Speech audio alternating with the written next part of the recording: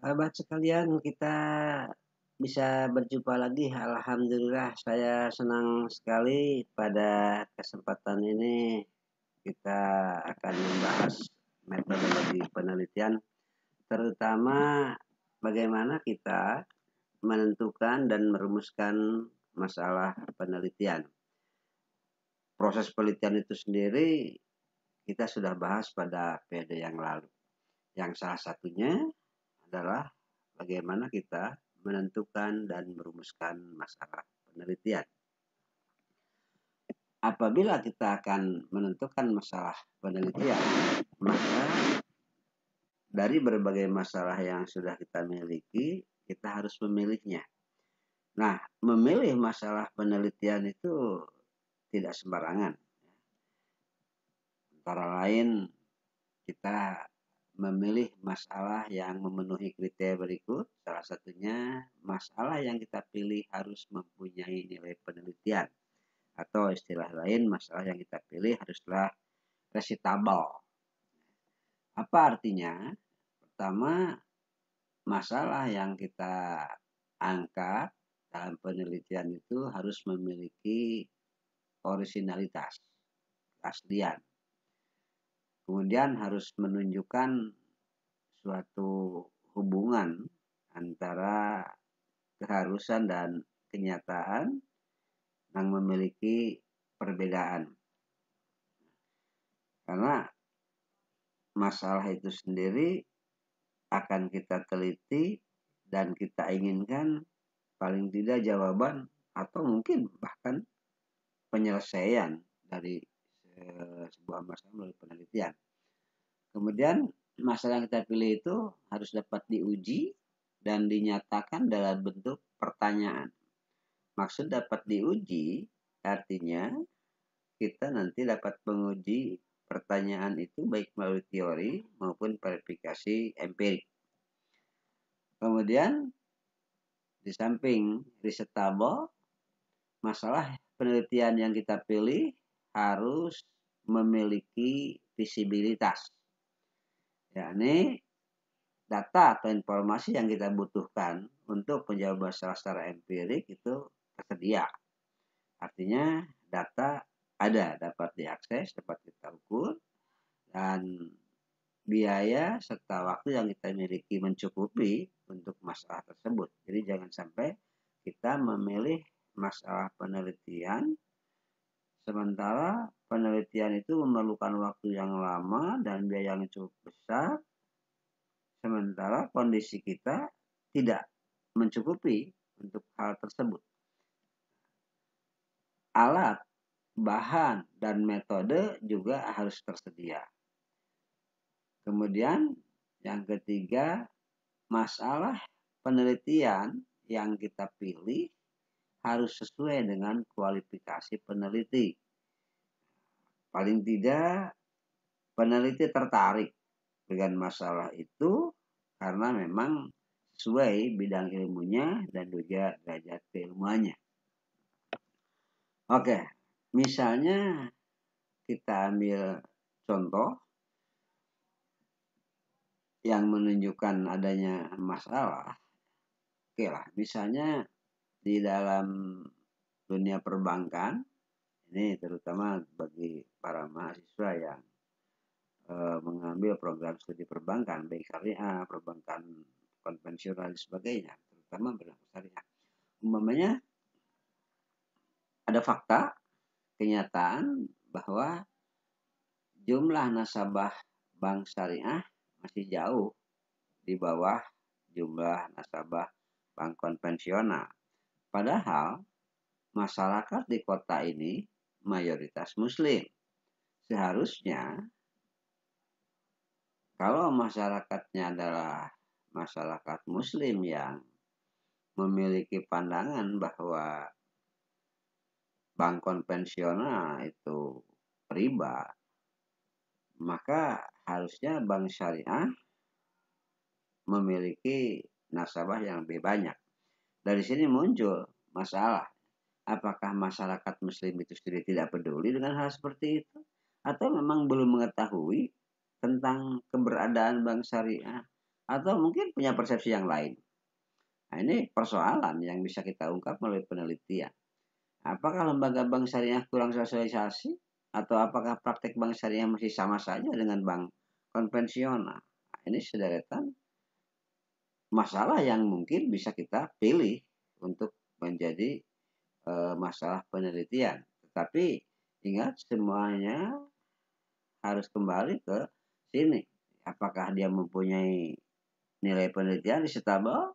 Apakah dia memiliki visibilitas? Artinya apakah informasi-informasi data tentang hal tersebut tersedia? Kemudian termasuk ya biaya, waktu, dan sebagainya, dan sesuai dengan kualifikasi keilmuan yang kita pelajari. Atau kita lihat misalkan dalam dunia pendidikan, seharusnya guru yang mengajar itu memiliki latar belakang pendidikan keguruan. Tapi kenyataannya tidak demikian. Banyak guru yang berlatar belakang bukan sarjana keguruan, melainkan sarjana murni, seperti sarjana fisika, sarjana kimia, sarjana teknik, dan lain-lain. Nah, apakah kemampuan mengajar antara guru yang berlatar belakang keguruan dengan guru yang tidak berlatar belakang keguruan itu sama? Apa pertimbangan pemerintah membuat peraturan bahwa sarjana murni itu dapat menjadi guru? Disinilah kita menentukan masalah penelitian dengan cermat, dengan melihat hal-hal apakah dia risetable, mempunyai visibilitas, dan sesuai dengan penelitian kita. Kalau kita sudah memilih menetapkan masalah yang akan kita teliti, maka kita tahap selanjutnya masalah tersebut harus dirumuskan dengan jelas. Di mana rumusan masalah itu harus memenuhi kriteria. Pertama, masalah dirumuskan berupa pertanyaan yang jelas dan spesifik. Jelas artinya tidak ambigu, tidak memberikan tafsir yang ganda, tafsir yang beda-beda. Kemudian spesifik harus hanya mengandung satu poin, satu fokus masalah. Kemudian berimplikasi adanya data. Berimplikasi adanya datanya masalah tersebut menimbulkan kebutuhan data untuk menjawabnya. Kenapa demikian? Masalah itu sendiri akan menjadi dasar membuat tujuan penelitian. Misalnya sebuah masalah kita rumuskan, bagaimanakah sikap umat Islam terhadap bank syariah? Maka judulnya dengan mudah katakan pokoknya sikap masyarakat muslim di Kabupaten Ciamis terhadap keberadaan bank syariah. Itu tujuannya. Kemudian juga harus jadi dasar untuk membuat judul penelitian, barusan sudah saya jelaskan. Kemudian harus menjadi dasar membuat hipotesis penelitian. Teori-teori hasanah keilmuan yang sudah ada akan mengarah kepada jawaban terhadap masalah yang kemudian kita sebut dengan hipotesis penelitian. Kemudian rumusan masalah juga harus memberikan arah bagaimana nanti simpulan dirumuskan. Baik, mari kita lihat contoh berikut umpamanya. Ragam masalah, rumusan masalah itu sendiri ada banyak macamnya atau ada banyak ragamnya. Ada masalah untuk mengetahui status dan mendeskripsikan sebuah fenomena. Jadi rumusan masalah yang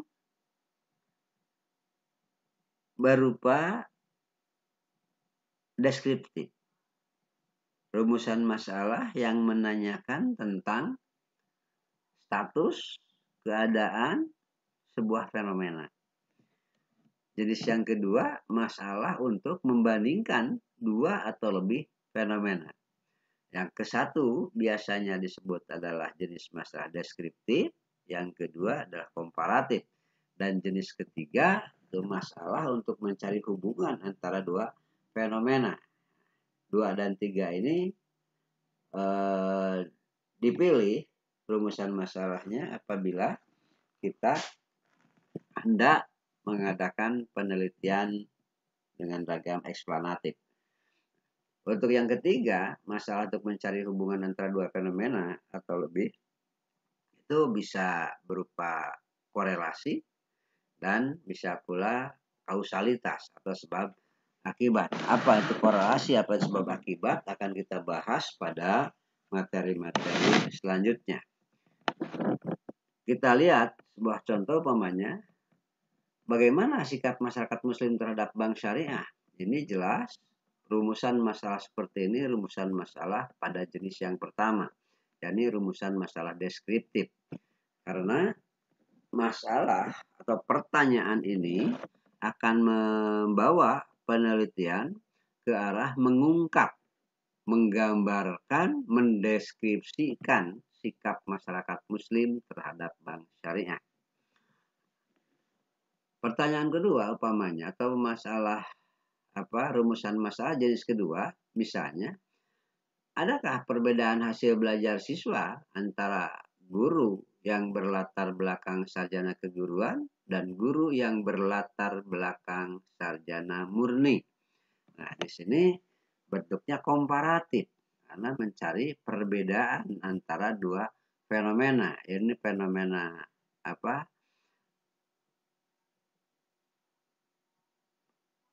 hasil belajar atau hasil pembelajaran yang dilakukan oleh guru yang berlatar belakang sarjana keguruan. Di lain pihak, kita akan membandingkan dengan hasil belajar yang diperoleh siswa pada pembelajaran dengan guru yang berlatar belakang non keguruan atau sarjana murni misalnya. Bentuk ketiga, bagaimana hubungan atau pengaruh kompetensi profesional guru dengan hasil belajar siswa. Kalau bagaimana hubungan, maka ini jenis adalah korelasi. Sedangkan apabila bagaimana pengaruh, itu adalah jenisnya jenis kausalitas. Jenis sebab akibat. Para sahabat sekalian, demikianlah penjelasan singkat kita mengenai bagaimana menentukan dan merumuskan satu masalah penelitian. Tentu saja kita tidak cukup hanya mengetahui secara teoris bahwa masalah itu begitu, dipilihnya harus memenuhi kriteria-kriteria yang tadi, kriteria risetable, visibilitas, dan lain sebagainya. Dan jenis-jenisnya seperti ini, melainkan kita akan piawai, kita akan terampil merumuskan masalah tentu saja dengan latihan yang terus-menerus. Kita membaca banyak jurnal-jurnal penelitian, melihat bagaimana orang lain, bagaimana para peneliti, bagaimana para profesor merumuskan satu masalah penelitian yang mereka lakukan. Dari sanalah kita akan memiliki kemampuan dan keterampilan merumuskan masalah sebagai langkah pertama dan utama dalam merencanakan penelitian. Demikian para sahabat, saya sampaikan terima kasih dan kita akan berjumpa kembali nanti pada video-video berikutnya yang membahas metodologi penelitian. Terima kasih. Assalamualaikum warahmatullahi wabarakatuh.